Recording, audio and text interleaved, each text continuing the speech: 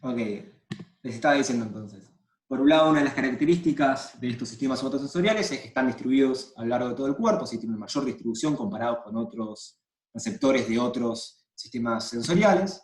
Y por otra parte, esto de que detecta estímulos proximales, detecta estímulos que se encuentran o bien cerquita o bien en contacto con nuestro organismo. ¿Sí? A diferencia de receptores de otros sistemas sensoriales que reciben información que están más bien distales al organismo, como puede ser a nivel de estímulos que procesa el sistema visual o el sistema auditivo, por ejemplo, ¿sí? Que están distales a nuestro organismo y que nosotros podemos acceder a esa información.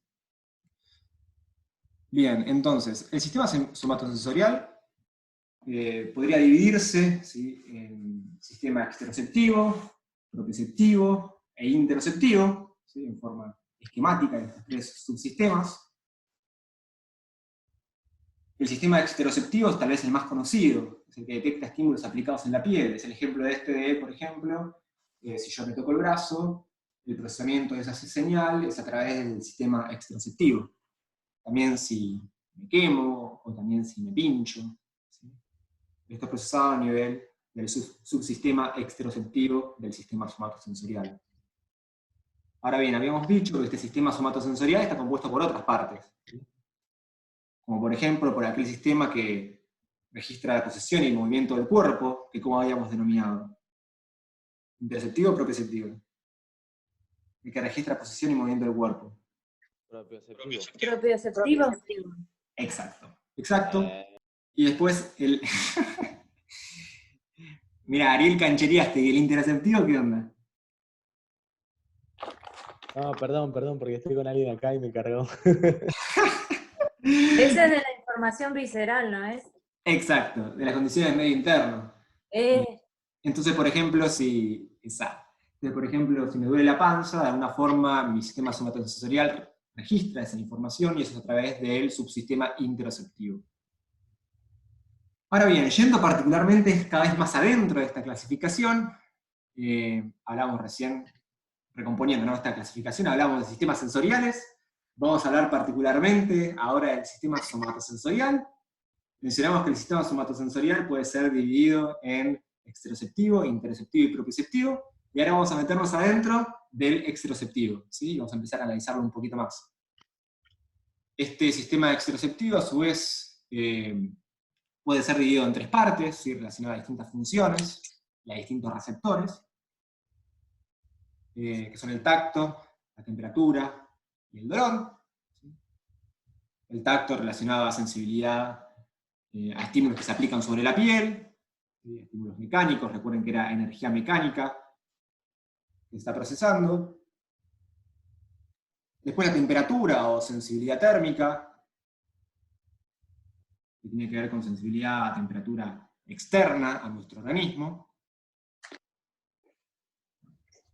Y después la sensibilidad al dolor, que también lo podemos llamar nocicepción, ¿sí? Nocicepción. Una pregunta, cosas como irritación de la piel, picazón, o tal vez de la nariz por oler algo, un olor muy agudo, no sé, ¿eso cuenta como los receptores o son otra cosa? ¿Podés repetir la pregunta? No te llegué a escuchar bien. Cosas como irritación en la piel, picazón, o también en la nariz por oler olores muy fuertes, ¿cuentan como nociceptores o son otra cosa? Es una muy buena pregunta la que estás haciendo, porque está muy bueno. O sea, ¿qué pasa? Los nociceptores, en realidad, generalmente coinciden también con ser o bien termorreceptores o bien quimiorreceptores, ¿sí? Quimiorreceptores. ¿Qué quiere decir esto? Que los receptores que reciben información o bien química o bien a nivel térmica pueden llegar también a señalar cuando hay una cierta sustancia que puede llegar a ser perjudicial para nuestro organismo. En este caso, por ejemplo, si vemos algo, no sé, medio químico que genera irritabilidad, en ese caso va a ser quimiorreceptores, o termorreceptores, dependiendo de qué particularmente, de qué sustancia estamos hablando, que van a generar y van a disparar este inicio de transmisión de información nociceptiva. Entonces, en respuesta a tu pregunta, los nociceptores también pueden ser quimioreceptores o termorreceptores. Una pregunta de eso. Entonces, ¿son receptores que tal vez pueden cumplir más de una función o son...? Sí, y en particular, está bueno lo que preguntas, en particular ese es el caso de los nociceptores. ¿Sí? Ahora igual vamos a charlar de los distintos tipos de receptores que podemos encontrar en el sistema somatosensorial y vamos a ver que pueden cumplir distintas funciones. Ahí, una pregunta. Sí. En lo de quimioreceptores, solamente el texto decía que había externos o internos, y no diferenciaba nada más. Perdón, ¿cómo de vuelta? En el texto, Los quimioreceptores, el texto decía que solamente estaban externos o internos, y no explicaba nada más. ¿Está bien? ¿Nos quedamos con eso? ahora ya vamos a charlar un poquito más, vamos a ir un poquito más a Ok. fondo, un poquito más Ok. que eso. Eso es como muy, muy general. Es más, vamos a charlar un poquito de esta distinción y cómo varía, digamos. Entonces, como decía recién, este sistema exteroceptivo puede clasificarse en tacto, temperatura y dolor, y tenemos distintos receptores dependiendo de qué subdivisión del sistema exteroceptivo estemos charlando. Vamos a ir ahora particularmente al tacto, y vamos a charlar de los mecanoreceptores, ¿sí? Estos receptores que reciben información de la energía mecánica y que procesan el tacto. Hay distintos tipos de mecanoreceptores que podemos encontrar distribuidos por toda nuestra dermis, ¿sí? Por toda la piel, digamos, por la parte profunda de nuestra piel. Entre ellos nos vamos a quedar con un par, ¿sí?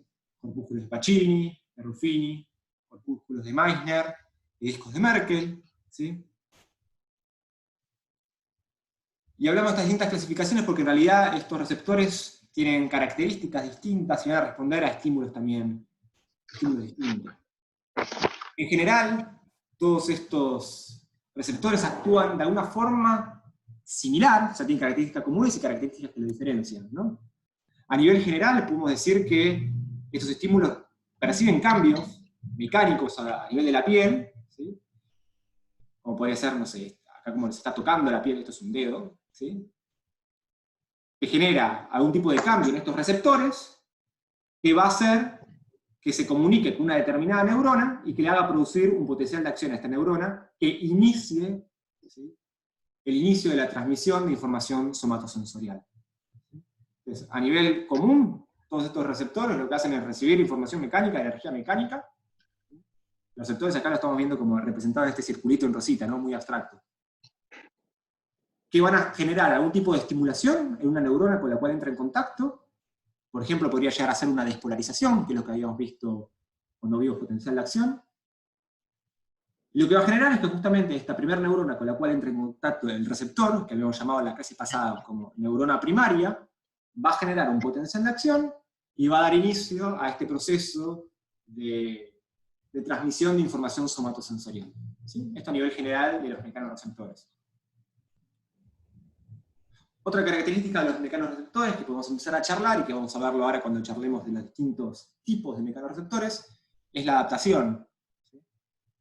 ¿Qué quiere decir la adaptación? La adaptación quiere decir que si un receptor recibe una estimulación de forma continuada, ¿sí? Por ejemplo, esto de estar tocando el brazo, así fuerte, esto va a generar que el receptor emita una serie de impulsos, pero a medida que el estímulo persista, ¿sí? Si yo sigo persistiendo con digamos, por ejemplo, este contacto con este receptor va a emitir cada vez una respuesta menor, y eventualmente va a desaparecer la respuesta de este receptor.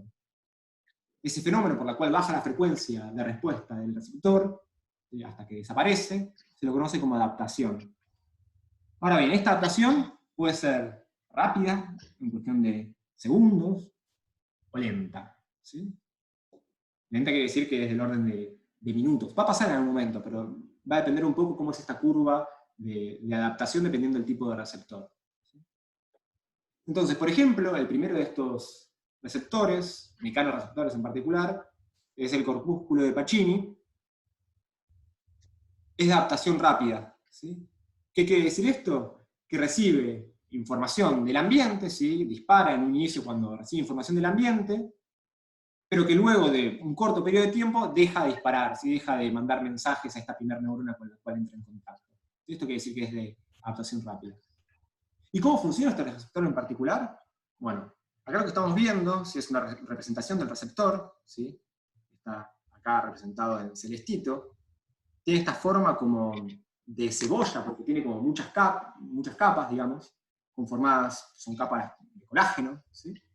Que lo que hacen es que cuando, esto piénselo que está en la piel, ¿no? Esto blanco sería como todo profundidades de la piel. Cuando llega un estímulo, que puede ser una presión, por ejemplo, ejercida por un dedo, ¿sí? Estas capas de colágeno se deforman, y al deformarse, ¿sí? Hace que entre en contacto, ¿sí? De forma mecánica con esa terminal del axón que se encuentra acá. Lo que estamos viendo acá es un axón, podemos ver la membrana del axón en rojo y acá en grisecito las vainas de mielina. Cuando se deforma esta terminal del axón, producto que fueron deformadas todas las capas de este corpúsculo de Pacini, estas capas de colágeno, lo que va a pasar es que se van a abrir canales de sodio en este axón, ¿sí? Cuando se abren los canales de sodio, así como pasa en todas las otras neuronas que habíamos analizado antes cuando vimos potencial de acción, lo que va a pasar es que se va a producir una despolarización de esta neurona, y si es un estímulo suficientemente fuerte, se va a disparar un potencial de acción y va a iniciar el recorrido de la información somatosensorial.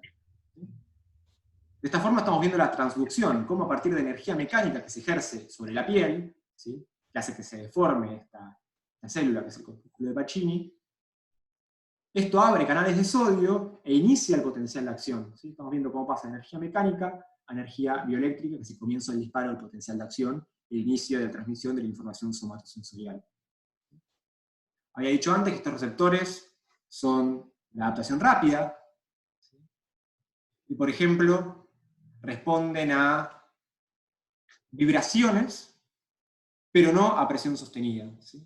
Los podemos encontrar sobre todo en las profundidades de la dermis, de la piel, y sobre todo concentrados en manos y en pies, y también en genitales, pero sobre todo en manos y en pies, ¿sí? Ahora bien, Una pregunta. Que te toquen con un dedo no hace, ¿no?, que se dispare el potencial de acción. O sea, es necesario más o menos una trompada, ¿no? me encanta que te quedaste con el ejemplo anterior, tipo, solo se me pega una trompada. No, o sea, si me tocan con un dedo y vos sentís esa información, claramente se está disparando un potencial de acción. O sea, si vos estás percibiendo de alguna forma esa información, quiere decir que el potencial de acción disparó, ¿sí? Ahora bien, recuerden que la modulación de la intensidad del estímulo va a tener que ver con la cantidad de potenciales de acción que dispara, ¿sí? No es lo mismo si a mí me tocan un dedo así, la información que me llega, que si de repente me pegan una cachetada, digamos, directo en el brazo, ¿sí? La intensidad del estímulo va a ser mayor y eso va a generar una frecuencia de descarga mayor, por la ley de frecuencia que habíamos visto cuando vimos fisiología neuronal. Entonces, si me tocan con un dedo así, y yo estoy sintiendo esa información, el potencial de acción se disparó, ¿sí? ¿Quedó claro? O sea, si la información llega, es que primero tuvo que haber disparado el primer potencial de acción. Sí, o sea, que para que, digamos, para que si sentimos algo es porque el potencial de acción se Exactamente. activó sí o sí. Yo pensé que tenía Ahora, que ser un estímulo muy fuerte. no, claro. A ver, pero por ejemplo, pongamos un ejemplo. Si yo cierro los ojos, ¿sí? Y viene Anto, y con la punta de esta servilleta me toca apenas el brazo, en una de esas yo no siento ese estímulo. Capaz sí, o capaz no, ¿sí? Si lo siento, quiere decir que de alguna forma ese potencial de acción tuvo que haber llegado. Si no lo siento, o bien no fue lo suficientemente fuerte para que ese potencial se propague y llegue a mi conciencia, o bien ese potencial de acción no se disparó, ¿sí? Entonces la intensidad del estímulo está, pero tal vez a menor medida. Capaz si lo estimulo con un estímulo muy, muy pequeño. Si yo me toco el brazo, la información llega. ¿Sí? La información llega porque básicamente lo estoy sintiendo. Si lo siento es porque se disparó en un primer momento. Entonces, como he dicho recién, estos corpúsculos son de adaptación rápida. En cambio, los corpúsculos de Ruffin, que también los podemos encontrar en la dermis, en la piel, digamos, son de adaptación lenta. ¿Qué quiere decir esto? ¿Sí? Que tardan más en adaptarse, generan respuestas por mayor cantidad de tiempo, ¿sí? Tienen una adaptación de mayor duración. Y por ejemplo, lo que hace esto es que pueda detectar la presión. Si cuando nosotros tenemos una presión sostenida en el cuerpo y la seguimos sintiendo, eso es gracias a que tenemos corpúsculos de Ruffini en nuestra piel. Estos corpúsculos de Ruffini, por ejemplo, también funcionan como termorreceptores, ¿sí?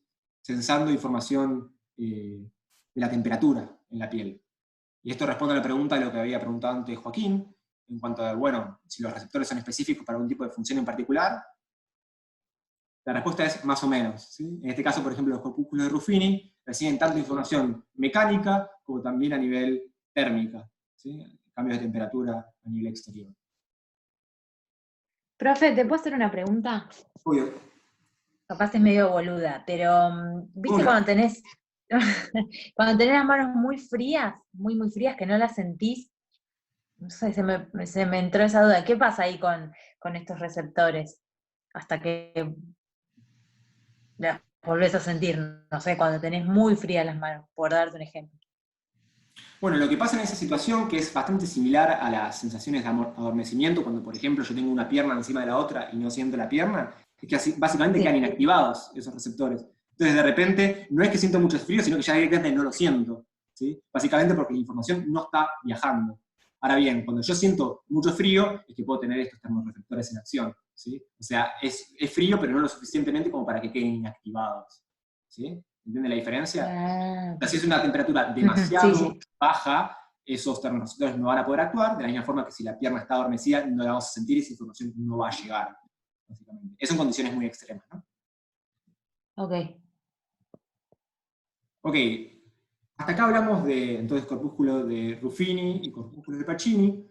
Ahora vamos a hablar de dos más, que son corpúsculos de Meissner y discos de Merkel, que lo que hacen es detectar información, pero más a nivel de tacto ligero. ¿Sí? ¿Qué quiere decir esto?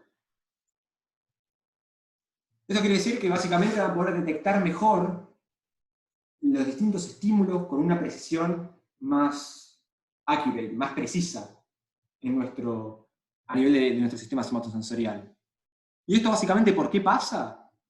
Porque tenemos mayor concentración de estos receptores en determinadas partes del cuerpo. Por ejemplo, tenemos mayor concentración de estos receptores en las puntas de los dedos, en las palmas, ¿sí? Comparado, por ejemplo, con la cantidad de receptores que tenemos en la espalda, ¿sí? Y eso está muy relacionado con un concepto que vamos a ver después, que son justamente los campos receptivos. Primero terminamos con la explicación de estos corpúsculos y vamos a por ello.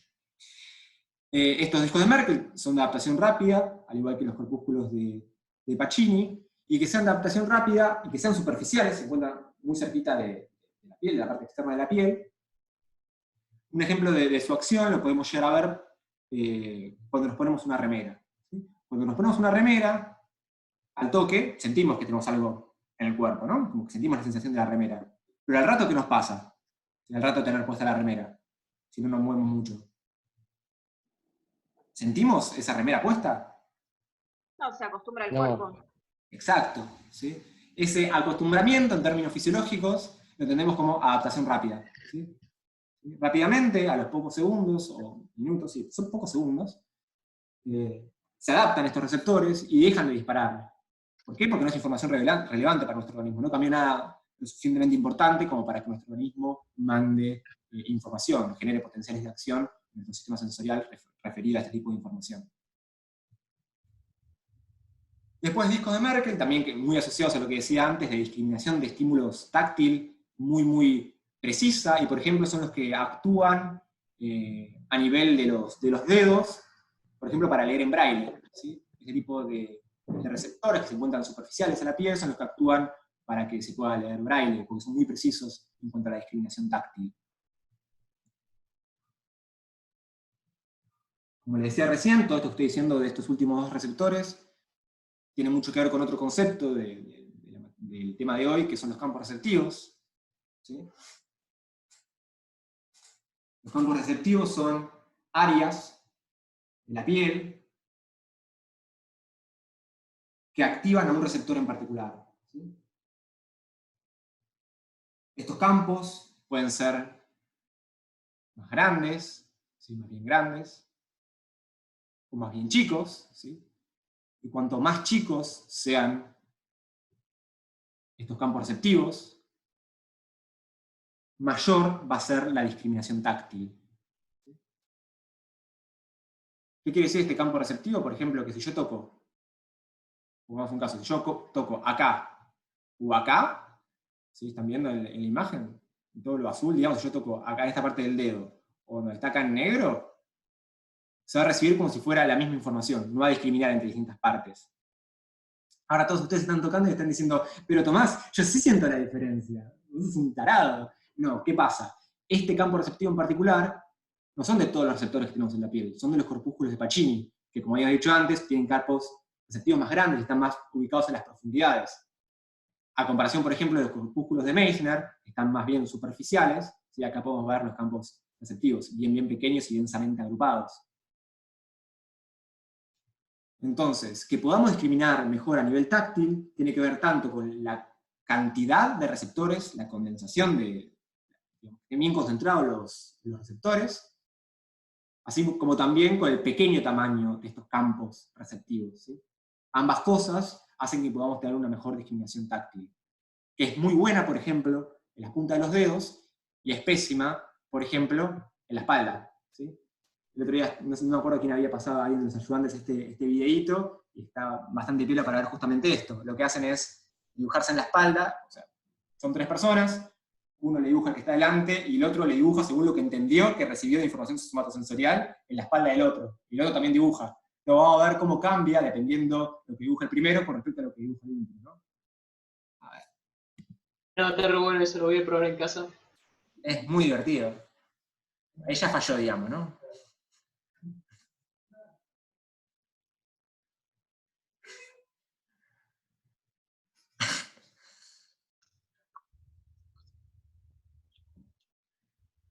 Buenísimo. Como que el último entiende más, pero el segundo está en cualquiera.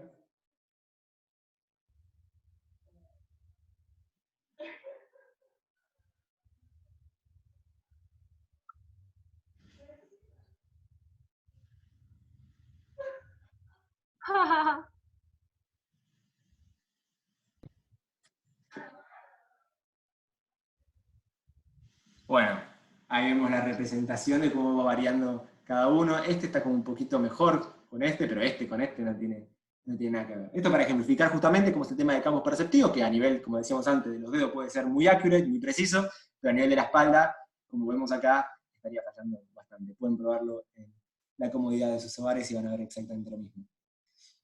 Siguiente. Ok. ¿Puedo hacer una pregunta? Sí, bien. No entendí por qué cuando son más chicos, mayor va a ser la discriminación táctil. No sé si lo escribí mal o qué onda, pero no entendí. Bien, entonces los campos receptivos son áreas, ¿sí? Como había dicho antes, ¿sí? Son áreas en la cual un estímulo, ¿sí? Estimula a un mismo receptor. Entonces, independientemente si yo toco acá o toco acá, ¿sí?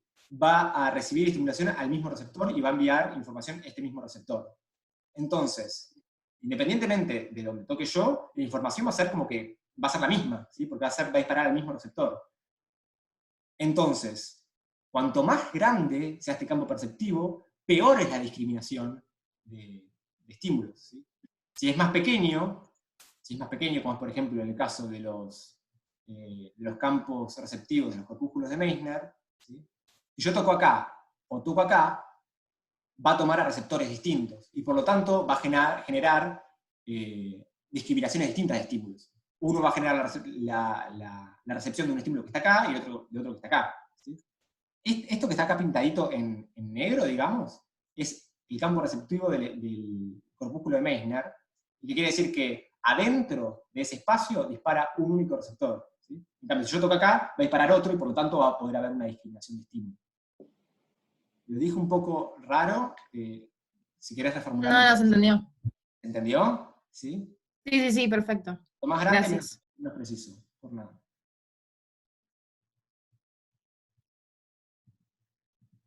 Okay. Bien, habiendo terminado de ver mecanorreceptores, receptores que reciben información mecánica, vayamos a ver los termorreceptores. Dentro de los termorreceptores encontramos corpúsculos de Krauss y, de vuelta, como habíamos mencionado antes, corpúsculos de Ruffini. ¿Sí? Krauss detecta información de sensación de frío y Ruffini de calor. ¿Sí? Una cosa que había mencionado antes uno de sus compañeros, creo que había sido Joaquín, es esto de, por ejemplo, no sé, algo, no sé si había hecho algo picante o algo que puede llegar a generar algún tipo de irritación. Bueno, el picante, por ejemplo, lo que hace es activar receptores de calor, termorreceptores que se ubican en la lengua. ¿Sí? Y por eso lo percibimos como picante cuando en realidad es calor, termorreceptores que están actuando en esa parte particular de nuestro cuerpo que es en la lengua. En cambio, por ejemplo, el mentol activa termorreceptores de frío, receptores de frío. Nosotros lo percibimos de esta forma, digamos que como sensación como de frío en la lengua. Y después los quimiorreceptores, que bueno, como su nombre lo indica, reciben información a nivel de estímulos químicos. Ahí es donde, creo que Ariel había sido, no me acuerdo quién mencionaba, esto que pueden ser a nivel externo o interno al organismo. Sí. Externo al organismo podría ser, por ejemplo, esto no es particularmente a nivel somatosensorial, bueno, sí, podría ser. Por ejemplo, si, no sé, si me tiro lavandina en la mano y genera una sensación de irritabilidad, esa sensación es actividad justamente de los quimiorreceptores que entran en acción y reciben este tipo de estimulación química, pero también tenemos quimiorreceptores a nivel interno, ¿sí? Por ejemplo, aquellos que regulan lo que tiene que ver con los niveles de oxígeno y dióxido de carbono en nuestra sangre, básicamente, y a partir de eso que nosotros podamos tener una respuesta adecuada, como podría ser una hiperventilación en caso de que tenemos una disminución de oxígeno en nuestro organismo. ¿Sí? Lo que nos permite es censar, básicamente, cómo están nuestras sustancias químicas al interior de nuestro organismo. ¿Sí? Y nos permite, en base a eso, tener una respuesta adecuada, que podría ser, por ejemplo, en caso de que haya una disminución de oxígeno, la hiperventilación. Y después a nivel de los receptores, ¿sí? Los receptores pueden ser de distintos tipos, que esto ya lo fuimos mencionando un poco hace un ratito, pueden ser o bien mecanorreceptores, ¿sí? Que reciben información, por ejemplo, en caso de que a mí me peguen una trompada o me clave un pinche, digamos, es a nivel de mecanorreceptores, que también pueden ser a nivel térmico, o sea que me queme, o a nivel químico, en el caso de que se produzca una quemadura con productos químicos a nivel de, no sé, lavandina o algo similar, digamos. Entonces podemos tener cualquier tipo, a nivel de energía, ¿no? Podemos tener distintos tipos de actividad a nivel de distintos receptores. Después hemos hablado, entonces habiendo terminado ya de hablar del sistema extraceptivo, hablamos que a nivel propioceptivo, la propiocepción tiene que ver con la sensibilidad somática pero interna de nuestro organismo, y nos sirve para un montonazo de cosas esto. ¿Para qué se les ocurre que puede llegar a servir la propiocepción?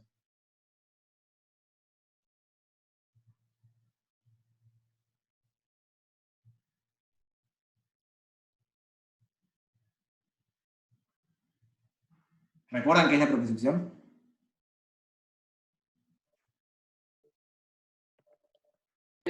Perdón, ¿puedes repetir la pregunta? Ok. Sí, lo que ¿Para qué puede llegar a servir la propiocepción? ¿Sí? Lo que determina la parte muscular del cuerpo, por los movimientos del cuerpo, y después es mucho más amplio porque también después yo tengo lo del sistema vestibular que viene después, ¿no? Exacto, exacto. Bueno, sí, pero forma parte también a nivel del sistema propioceptivo. Tiene muchas implicancias, por ejemplo, a nivel motor, ¿no? Esto de poder, por ejemplo, ya nos quedan 10 minutos, es un error. A ¿El nivel de equilibrio también, profe? Sí, por ejemplo, también, exacto, a nivel de equilibrio, sobre todo a nivel del sistema vestibular que mencionaba recién el compañero. Pero todo a nivel motor está muy relacionado con, bueno, dónde podemos ubicar y poder entender dónde están las distintas partes del cuerpo y en base a eso llegar a tener alguna acción en el ambiente que nos rodea. Entender la cabeza también, poder tener ciertas actividades manuales o con nuestros miembros inferiores, ¿no? Este tipo de actividades motoras están muy mediadas con el sistema propioceptivo. Sí. No, se me ocurre que en la práctica deportiva también debe tener mucha implicancia, ¿no? Exacto, bueno, exacto. Ese tipo de... Es buena la analogía que estás haciendo o la implicancia que tiene este sistema, porque efectivamente ese tipo de conciencia corporal es clave para la mayoría de los deportes, ¿sí? Distintas medidas y también distintas, ¿cómo decirlo? Como también distintas partes del cuerpo, ¿no? No es lo mismo jugar al fútbol en cuanto a la propiocepción a nivel de piernas y demás, como por ejemplo, no sé, hacer anillas y tener que tener algún tipo de no sé, cuestiones más relacionadas al equilibrio o de miembros superiores. Claro, en el desarrollo de una técnica o de un golpe o de algo me imagino que está como muy presente ahí. Exacto, exacto, exacto. ¿Puedo decir algo? Obvio. No solo en el deporte, sino también en la danza es súper necesario este sistema. Y es como central. Incluso en el IUNA teníamos una materia que nos hacían ver eso. Todo lo que tenía que ver con este sistema se llamaba sensopercepción. la mitad teórica y mitad práctica. Y en la teórica te hacían ver todo esto. O sea, es súper necesario y incluso en la universidad te hacen ver este sistema. Muy viola que vean eso Igual podemos hacer la práctica acá también. Lástima que estamos así a la distancia, pero hubiéramos hecho la En práctica. el próximo cuatri hacemos la práctica. Es es buenísimo, ¿eh? A mí me gusta bastante. Están todos invitados para el próximo cuatrimestre a hacer la práctica de baile. Sí, todos invitados. Garanto. Ok, entonces, si hasta acá nos centramos en receptores sensoriales y somatosensoriales, hablamos un poquito de las distintas vías, ¿no? O sea, las vías aferentes que llevan información de los receptores, desde que llega este estímulo sensorial que puede ser exteroceptivo o interoceptivo, hasta que llega a las distintas estructuras del sistema nervioso. Vamos a hablar sobre todo de dos vías somatosensoriales. Por un lado, una vía dorsal, una vía que viaja a nivel de la médula espinal, la parte dorsal, y por otra parte, una vía lateral, que es la vía esclerotámica lateral. ¿Sí? A nivel general, estas vías tienen algunas similitudes. Entre estas similitudes, por ejemplo, se encuentra la representación contralateral, que tiene que ver con lo que mencionábamos antes, de que las vías aferentes se van a decusar, entonces la información que viene del hemicuerpo izquierdo va a viajar y se va a pasar hacia el hemicuerpo derecho y va a ser procesada después por estructuras del sistema nervioso central de la parte derecha. Esto hace, por ejemplo, si yo me pincho el brazo derecho, esta información efectivamente va a llegar por el miembro superior de la parte derecha, ¿sí? Va a llegar a la médula espinal, pero cuando empieza a ascender se va a decusar, o sea que va a pasar al otro hemicuerpo y va a ser luego procesada por la corteza somatosensorial primaria a nivel del hemisferio izquierdo. ¿Sí? Entonces esta representación contralateral es general a distintas vías somatosensoriales. Ok, vayamos a las distintas vías. Acá estamos viendo un dibujito que es un poco lo que ya habíamos visto antes, ¿no? Que es cómo va la información desde que llega al receptor hasta que llega a las distintas estructuras del encéfalo, ¿sí? Particularmente acá estamos viendo como estructuras a la corteza somatosensorial primaria. ¿Sí? A nivel común de las distintas vías podemos mencionar que siempre el tálamo va a tener esta función de distancia de relevo, ¿sí? Que va a llevar las distintas aferencias a distintas partes del encéfalo, ¿sí? En este caso en particular a la corteza somatosensorial primaria. ¿Sí? Pero ahora vamos a empezar a charlar un poco también de las diferencias, ¿no? Una de las diferencias entre las dos vías que vamos a mencionar hoy es, por ejemplo, el tipo de información que procesa cada una de estas vías y que transporta cada una de estas vías. Por ejemplo, en particular, esta vía lemniscal medial, que viaja a nivel dorsal de la médula espinal, ¿no? Está en la parte dorsal y está en la parte ventral, que viaja a nivel dorsal. ¿Sí? El tipo de información que procesa es a nivel del tacto, particularmente del tacto fino, y también de la propriocepción, que habíamos visto recién. ¿Sí? A diferencia de las vías espinotámicas laterales, ¿sí? Una diferencia que ya podemos encontrar de entrada es el lugar de la médula espinal por la cual viaja esta información, ¿no? Antes veíamos que viaja a nivel de la columna dorsal, la parte dorsal de la médula espinal, y acá viaja a nivel de una columna lateral, ¿no? Pero por otra parte, el tipo de información que procesa es a nivel de la temperatura y el dolor y del tacto grueso. ¿Sí? Dolor y temperatura son dos vías que están muy, muy relacionadas. De hecho, había visto un video muy bueno que se los voy a pasar, que justamente se veía cómo estaban relacionadas ambos sistemas sensoriales, y cómo uno puede llegar a repercutir en el otro, sobre todo cómo a nivel de la sensopercepción, a nivel de temperatura, cómo podía llegar a generar dolor y cómo eso estaba relacionado. Entonces, dolor y temperatura, digamos que viajan por la misma vía, que sería esta vía espinotámica lateral.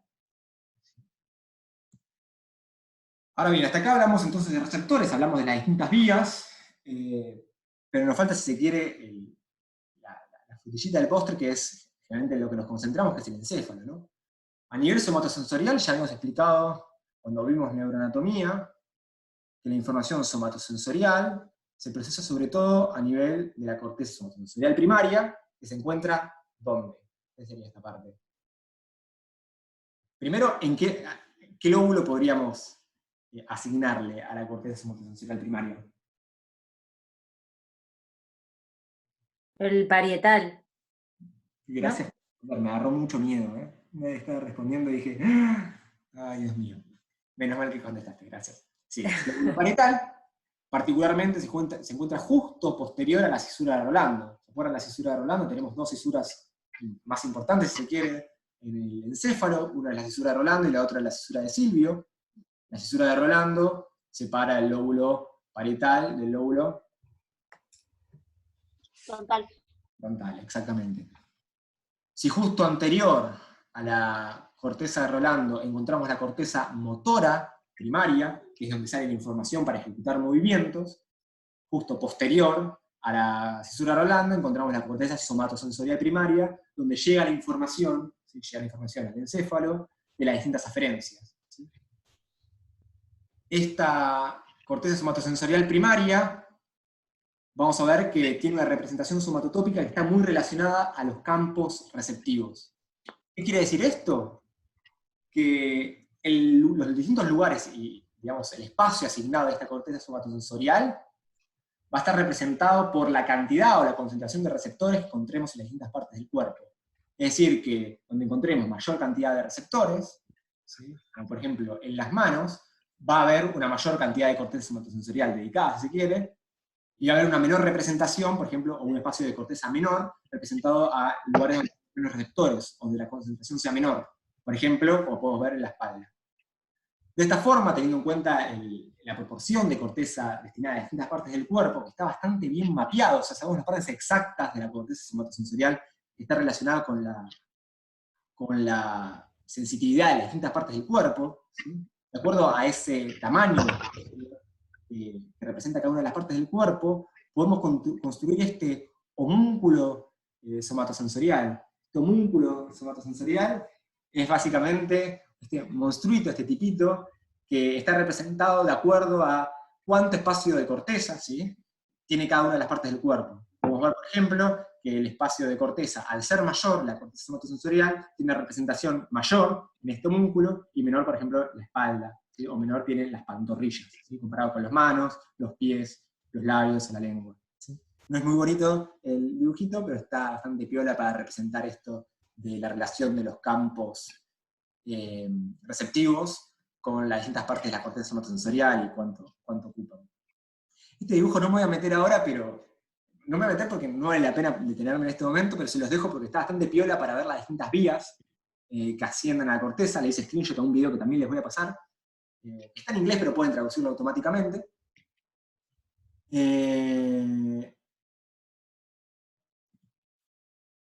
Ok, y una cuestión más que no hablamos, pero queda menos de un minuto y creo que la vamos a hablar en el siguiente, pero voy a seguir hablando hasta que me corte, es el procesamiento del dolor. Habíamos hablado que el dolor está dentro del sistema nociceptivo, y particularmente a nivel de la corteza, se procesa en la corteza cingulada, esto es la corteza medial, ¿sí? Entonces, si separamos el encéfalo en dos hemisferios, haciendo un corte sagital medial, podemos ver este hemisferio derecho, bueno, la corteza medial, podemos encontrar la corteza cingulada, que es esto que está justo dorsal al cuerpo calloso. La parte anterior es la que está más relacionada al procesamiento del dolor.